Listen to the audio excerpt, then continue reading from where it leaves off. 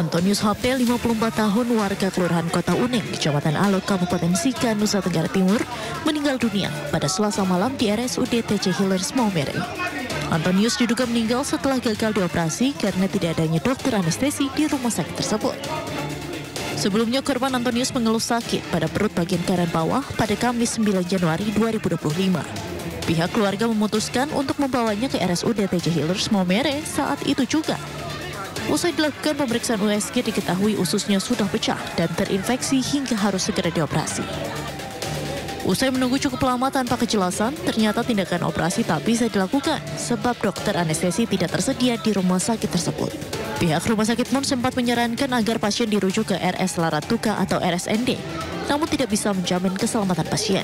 Hal ini membuat keluarga geram hingga melakukan aksi protes kepada manajemen rumah sakit karena buruknya pelayanan. Tidak ada.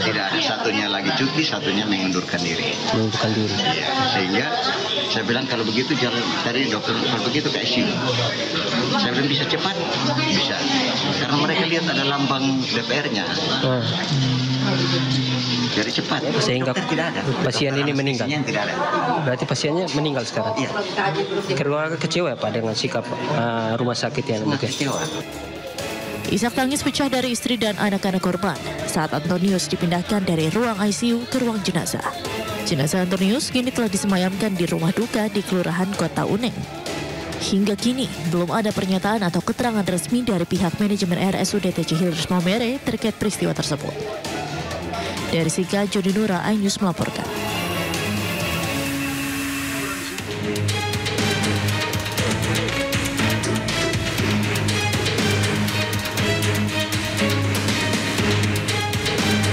Satu unit sepeda motor terbakar usai mengisi bahan bakar di SPBU 341417 di kawasan Tanah Baru, Beji, Kota Depok, Jawa Barat. Dalam rekaman kamera pengawas terlihat pengendara motor mengisi bahan bakar. Namun usai mengisi bahan bakar, tiba-tiba muncul api dari mesin motor tepat berada di bawah tangki. Pengendara pun langsung membawa motornya keluar dari area pengisian yang kemudian dilepaskan sehingga membuat api semakin membesar lantaran tersulut bahan bakar dari tangki motor tersebut. Petugas SPBU pun dengan sigap memadamkan api menggunakan alat pemadam api ringan atau APAT. Salah satu saksi, Rizal, mengatakan api muncul usai pengendara mengisi bensin. Kebakaran diduga lantaran kebocoran tangki motor yang menetes ke busi motor sehingga menimbulkan percikan api. Posisinya itu saya lagi antri mau ngisi bensin juga. Nah, setelah motor ini selesai mengisi, ternyata ada kebocoran di tangkinya itu yang menyebabkan nimbulnya api dari busi, bagian businya itu karena dia ternyata nggak ada tutup cangklong businya. Meski tak ada korban jiwa dalam peristiwa ini, namun menyebabkan satu unit motor hangus terbakar. Hingga saat ini, pihak SPBU belum dapat memberikan keterangan resmi lebih lanjut terkait penyebab terbakarnya motor usai mengisi bahan bakar. Dari Depok, Jawa Barat, Ium Rizky, iNews melaporkan.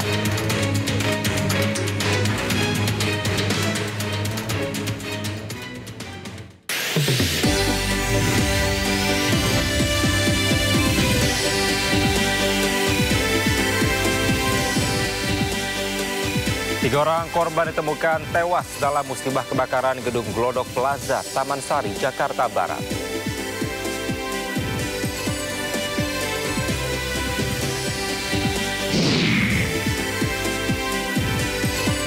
Presiden ke-7 Republik Indonesia Joko Widodo menyambut baik rencana pertemuan Presiden Prabowo Subianto dan Ketua Umum PDIP Megawati Soekarno Putri.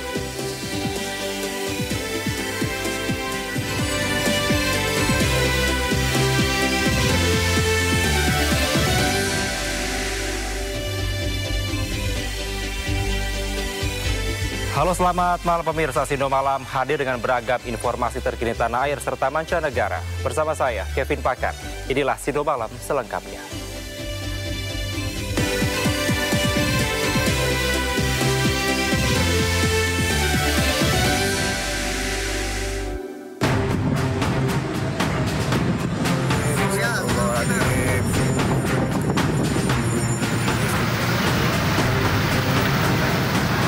Astagfirullahaladzim, kebakaran.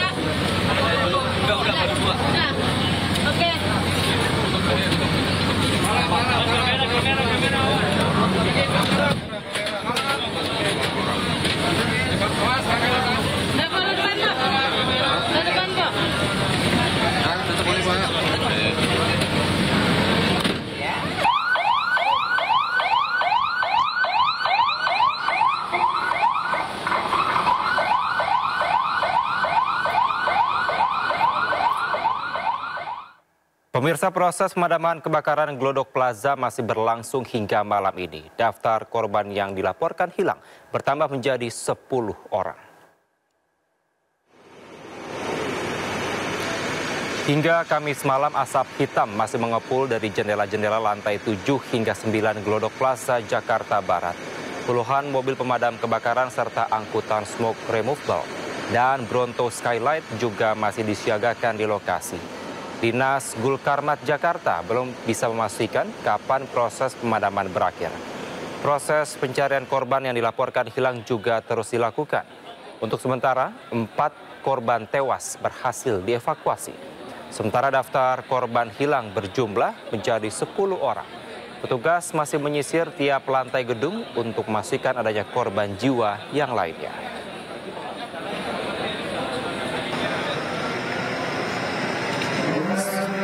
Sementara 4 jenazah korban yang telah dievakuasi telah tiba di Rumah Sakit Polri Kramat Jati, Jakarta Timur. Keempat jenazah akan diidentifikasi lantaran kondisinya yang sudah hangus terbakar sehingga sulit dikenali. Polisi belum bisa memastikan keempat jenazah ini masuk dalam daftar 10 orang yang dilaporkan hilang.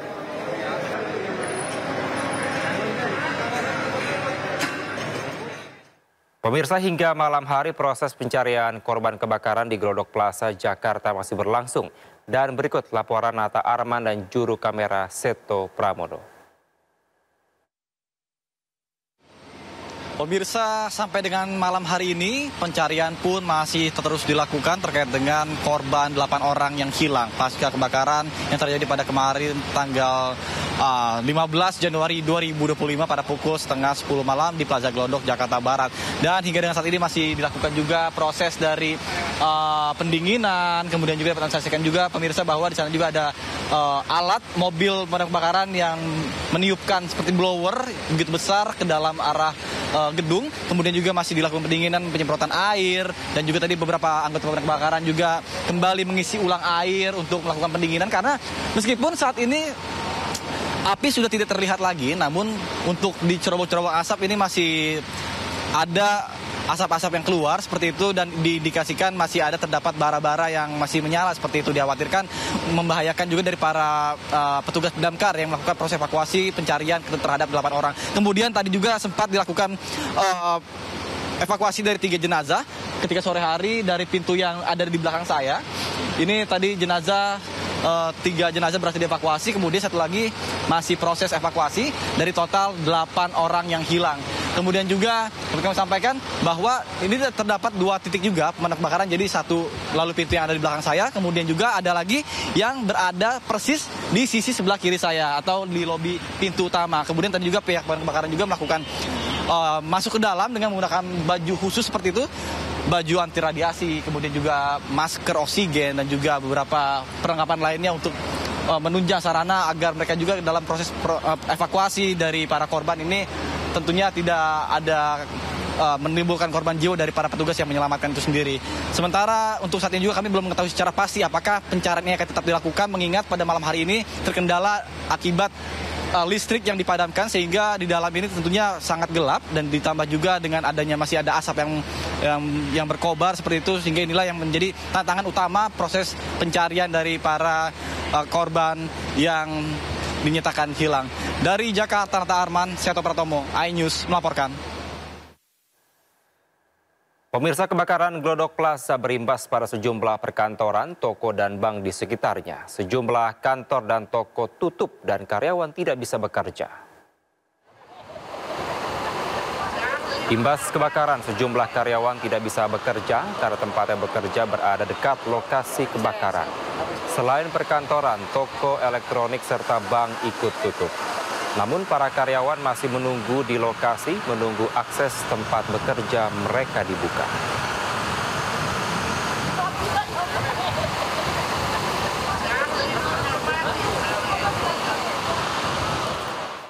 Kita ke informasi lainnya, pemirsa. Ribuan honorer tenaga kesehatan yang bertugas di sejumlah puskesmas dan RSUD Pandeglang, Banten berunjuk rasa. Mereka menuntut diangkat sebagai karyawan oleh pemerintah Provinsi Banten. Sebenarnya sudah lelah, Pak. Bukan waktunya lagi saya begini, Pak. Saya udah mau 20 tahun, Pak. SK awal Inilah jeritan hati seorang tenaga honorer di Pandeglang, Banten. Ia bersama ribuan honorer tenaga kesehatan yang bertugas di puskesmas dan rumah sakit umum daerah berunjuk rasa di depan kantor Bupati Pandeglang.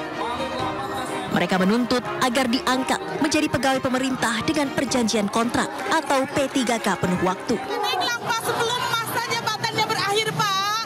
Angkat kami menjadi P3K penuh waktu, jangan paruh waktu. Salah seorang nakes yang telah bekerja 20 tahun menjadi honorer di Puskesmas Cimanggu meminta Bupati Pandeglang agar diangkat menjadi karyawan P3K penuh waktu. Sementara Sekretaris Daerah Pandeglang akan berupaya mendatangi BKN untuk mencari solusi terkait masalah ini. Apa yang saya akan lakukan? Besok kami akan ke BKN. BKN akan ke BKN untuk berkonsultasi menyelesaikan masalah ini. Sebetulnya sudah harus pulang. Kami akan besok berangkat. Jam 5:30 berangkat kami ke BKN. Nanti hasilnya kita akan sampaikan bagaimana kita skemanya dan solusinya. Total ada ribuan nakes yang berunjuk rasa dan menyampaikan aspirasinya. Mereka mengancam akan terus menggelar aksi hingga tuntutan mereka ditindaklanjuti. Dari Pandeglang, Banten, Iskandar Nasution, iNews melaporkan. Pemirsa, polisi mengungkap motif Nanang Gimbal yang membunuh aktor laga Sandi Permana. Terlibat konflik dan perselisihan sejak lama. Nanang sakit hati Sandi menatap sinis dan meludah kepadanya sebelum akhirnya menganiaya Sandi hingga tewas.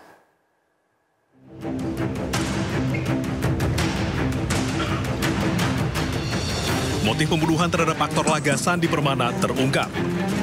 Di hari kejadian Minggu 12 Januari 2025, pelaku Nanang Irawan alias Gimbal sakit hati ketika Sandi melewati rumahnya dengan motor listrik. Sandi menatap Nanang dengan pandangan sinis dan meludah ke arah Nanang. Nanang yang sudah berkonflik lama dengan Sandi gelap mata, mengejar Sandi dan menganiayanya dengan pisau hingga tewas. Disebabkan karena pelaku ataupun tersangka sakit hati karena merasa direndahkan oleh korban dengan cara melihat ke arah tersangka secara sinis, kemudian korban meludah ke arah tersangka. Usai kejadian, Nanang kabur ke Karawang dan bersembunyi di sebuah rumah kosong di Dusun Poris Desa Kutamukti, Kecamatan Kutawaluya. Ia pun ditangkap polisi pada Rabu 15 Januari 2025 saat makan roti di sebuah warung milik warga. Nanang pun sempat memotong rambutnya yang gimbal agar tidak dikenali. Sebelumnya, Sandi Permana ditemukan tewas bersimbah darah di dekat rumahnya di perumahan Cibarusah Sajaya, Kabupaten Bekasi, Jawa Barat. Sandi merupakan aktor yang berperan dalam sinetron Misteri Gunung Merapi atau lebih kenal dengan Mak Lampir. Tim Liputan iNews melaporkan. Pemirsa, sidang perdana IWAS alias Agus Difabel terdakwa pelecehan seksual terhadap mahasiswi di Mataram diwarnai insiden. Ibu kandung Agus menangis histeris hingga jatuh pingsan dan mengalami luka di bagian kepalanya.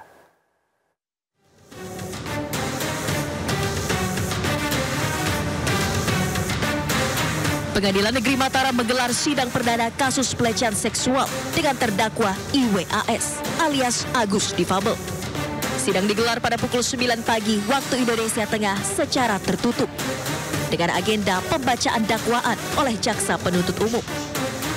Agus didakwa melakukan tindak pidana pelecehan seksual terhadap sejumlah mahasiswi di Mataram dan terancam pidana 12 tahun penjara.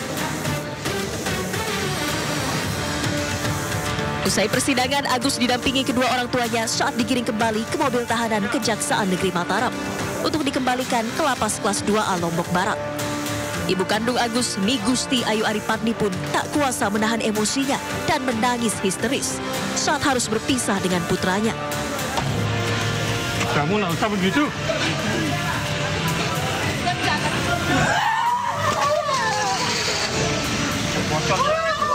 Allah. Tolong, kepalanya bocor. Allah.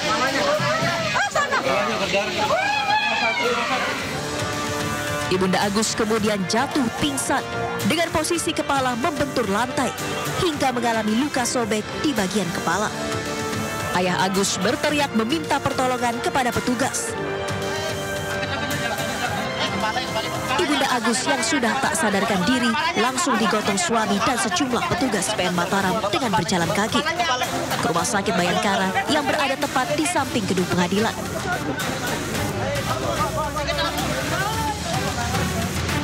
Ini ya, tanahnya bekas darah jatuhnya ibunya Agus.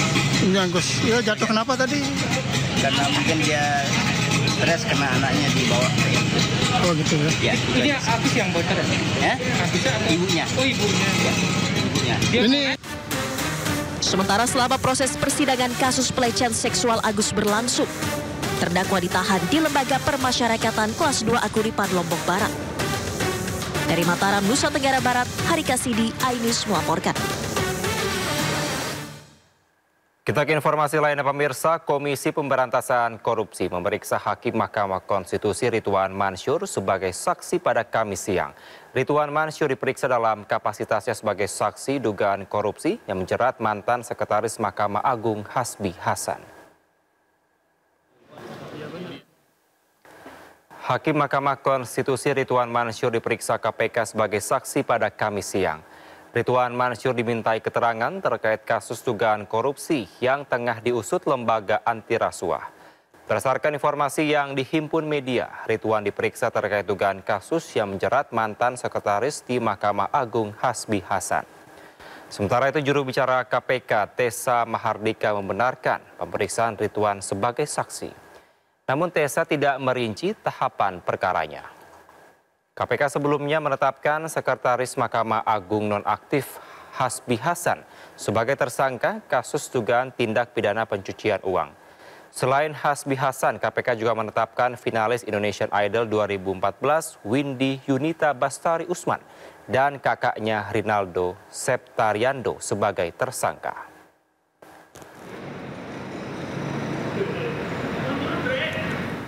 Pemirsa, Bareskrim Polri menetapkan 2 tersangka dalam perkara tindak pidana pencucian uang atau TPPU kasus judi online usai menyita salah satu hotel di Semarang, Jawa Tengah. 2 tersangka perkara tindak pidana pencucian uang judi online merupakan tersangka korporasi PT AJP dan tersangka perseorangan berinisial FH. PT AJP terbukti telah menampung uang hasil judi online milik FH untuk membangun Hotel Arus. Sementara tersangka FH merupakan salah satu pengelola yang dari Hotel Arus dibangun PT AJP. Modus operandi yang dilakukan kedua tersangka adalah korporasi yang menampung uang dari rekening FH yang digunakan untuk pembangunan Hotel Arus yang ada di Semarang dan mengelola hotel itu sendiri, kemudian hasilnya dikembalikan ke PT AJP. Bareskrim Polri sebelumnya telah menyita Hotel Arus di Semarang, Jawa Tengah. 40.560.000.000 rupiah yang digunakan untuk membangun Arus atau Hotel Arus ini di Semarang. Kemudian untuk FH menggunakan uang yang diterima dari rekening penampung tersebut, yang bersumber dari rekening penampung untuk membangun Hotel Arus melalui PT AJP sebagai pengelola. Kemudian barang bukti yang sudah kita sita dari aliran dana yang diterima dari rekening penampung ke rekening FH, total semua 103.715.104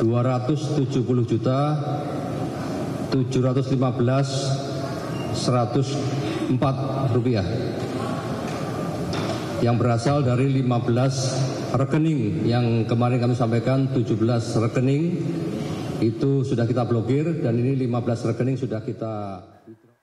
Pemirsa, pemerintah melalui Kementerian Komunikasi dan Digital memanggil co-founder Jagat Barry Bigan terkait maraknya keluhan tentang aplikasi Koin Jagat. Menanggapi hal tersebut, Koin Jagat akan mengubah fitur berburu koin.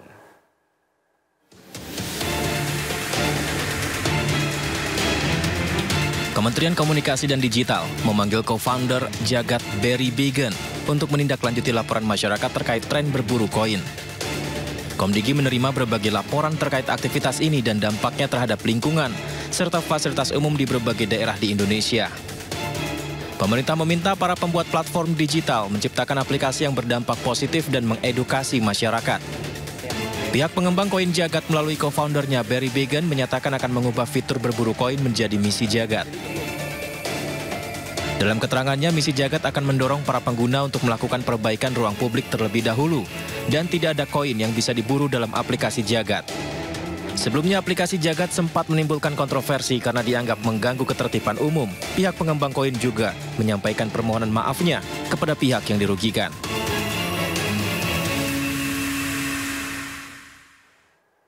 Pemirsa, sempat viral di media sosial mengenai para pemburu koin Jagat.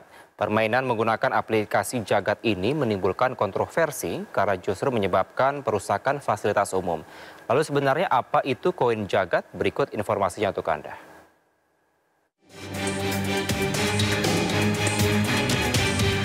Koin Jagat merupakan fitur dalam aplikasi sosial Jagat. Aplikasi Jagat adalah platform yang memungkinkan penggunanya terhubung dengan keluarga dan sahabat secara real time. Pengguna bisa melacak lokasi dan aktivitas orang terdekatnya. Sementara koin Jagat menjadi salah satu fiturnya. Dalam fitur permainan, pengguna mencari mengumpulkan koin virtual yang tersebar di berbagai lokasi publik. Setiap koin ditemukan bisa ditukar dengan hadiah uang tunai. Koin perunggu menawarkan hadiah Rp300.000 hingga Rp1.000.000. Koin emas dengan hadiah lebih besar. Sayangnya, keseruan fitur di aplikasi Jagat ini justru merugikan.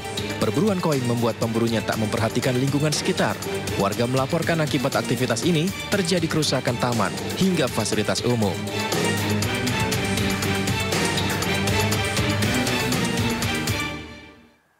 Ketua DPD RI usulkan pembiayaan program makan bergizi gratis melalui zakat.